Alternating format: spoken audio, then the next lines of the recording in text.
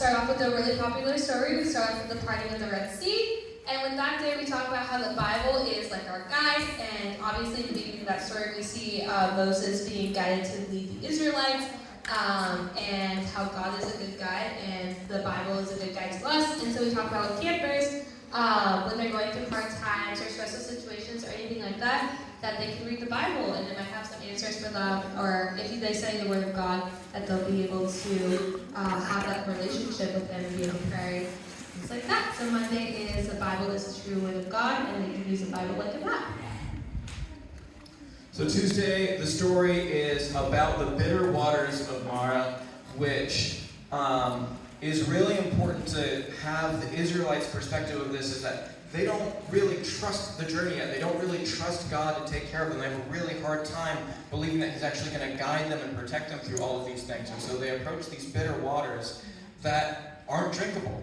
And so what Moses ends up doing is throwing basically sticks in the water and cleans the water and purifies it so it is no longer bitter but clean to drink, and attributes it to God and all of His glory, saying that He will provide for them over the course of this journey, and that He is caring for them, and that He's not going to abandon them. So that's what Tuesday's theme is.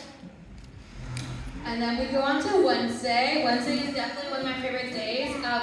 We take a little bit of a break from Moses and the Israelites, and we actually talk about God's salvation. And we talk about Jesus dying on the cross and how that was the ultimate rescue mission for our world, and how it still impacts us today. So the summer staffers actually get to share a little bit of their story, their testimony with their campers, kind of making that connection. It's like, they see their counselors, they see them as rock stars, so awesome, and just making that connection to be like, hey, I'm a real person too, and I have a relationship with God, and I've been on a journey with the Lord, and kind of helps them connect with the campers on a deeper level. So Wednesday's super duper cool, and we talk about our stories and how we are journeying with God and how we got to where we are today. Thursday is yet another day of the Israelites complaining that God isn't really providing for them. It's a common theme. But what happens in that instance is the Israelites are super hungry, and they are doubting that God is going to take care of them, doubting that He's going to provide, and that is when manna falls from heaven.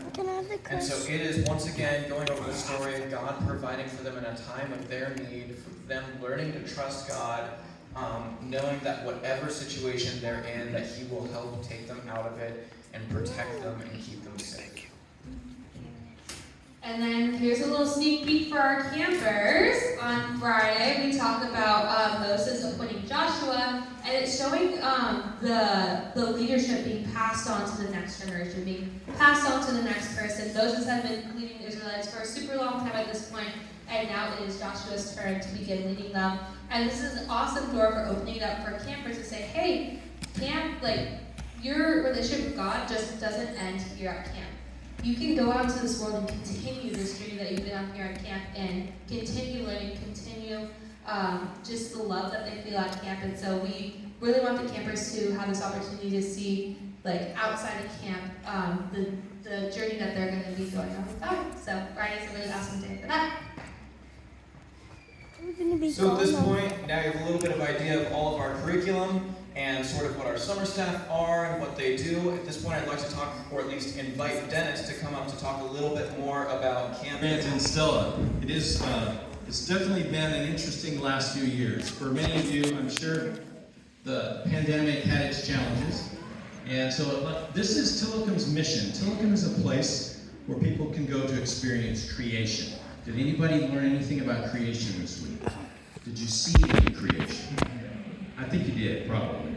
Okay, building community means making new friends. Did anybody make new friends this week? All right, let's do that. Tillikum is also a place of refuge. It's set aside from some of the craziness of our world, a place to learn more about God. Did anybody learn new things about God this week? All right? As well as hopefully a place that changes lives. But in addition to our general mission, this picture kind of represents our mission, especially in the last 2 years. Because during a time when 2020 was obviously tough to be able to run camp, 2020